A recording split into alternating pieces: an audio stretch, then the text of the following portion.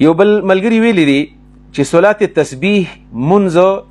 احادیثونه ثابت دی او کنه، په دې کې صحیح احادیث شته او که نشته؟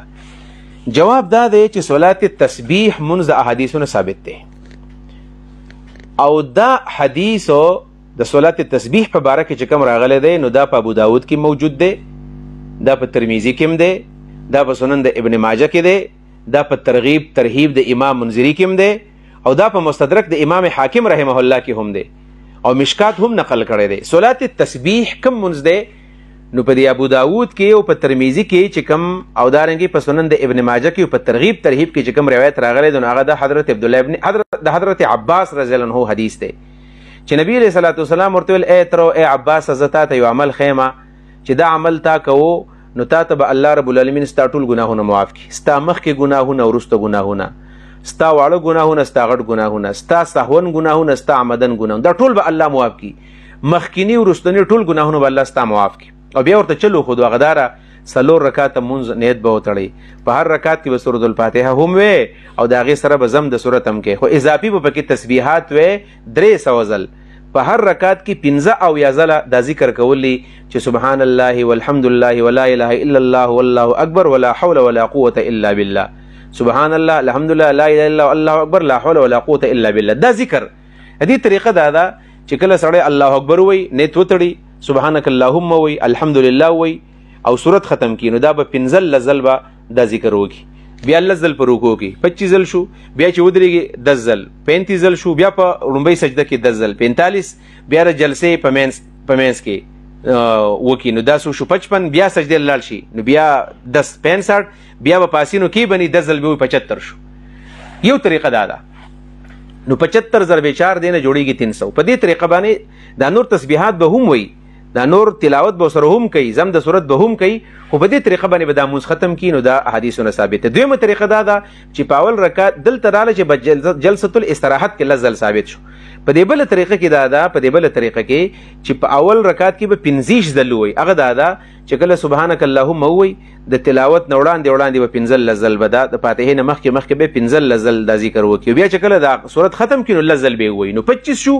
بیا به 10 په رکوع کې، 10 بیا په قومه کې، بیا 10 په سجده کې، 10 په جلسه کې، 10 بیا په سجده کې، بیا به سیده پاسېږي نو جلسه الاستراحت بنه کوي. په دوانو صورتونو کې 75 جوړیږي، دې نه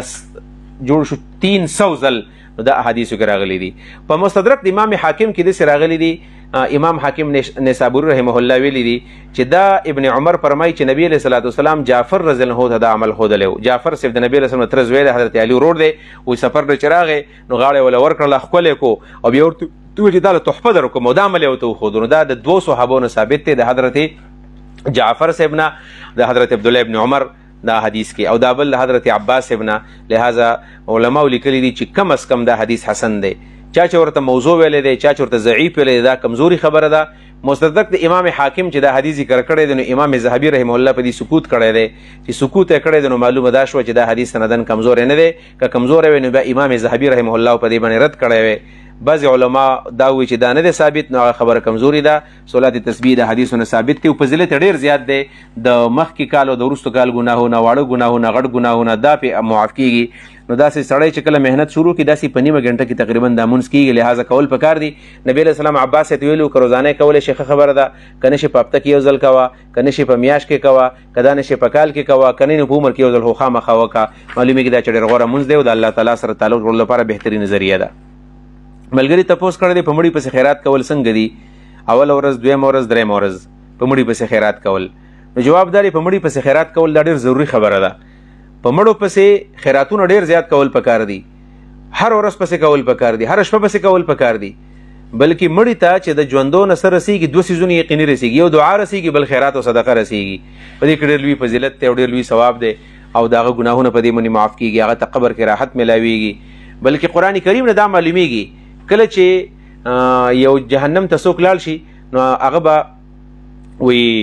الله ته وایي چې رب ارجعون، الله ما دنیا ته واپس بوځه، ولې؟ لعلی اعمل صالحا فيما ترکت، دې لپاره چې زه نیک عمل وکم. نیک عمل څه دی؟ نو هلته قرآن کې راغلي فاسودقن، زه به څه وکم؟ خیراتونه به ډېر وکم، زه به خیراتونه ډېر زیات وکم، ما دنیا ته دې لپاره بوځه چې خیراتونه وکم. نو علماو لیکلي دي چې ولې دا خبره کوي چې ما دنیا ته بوځه چې خیراتونه ډېر وکم؟ دا ځکه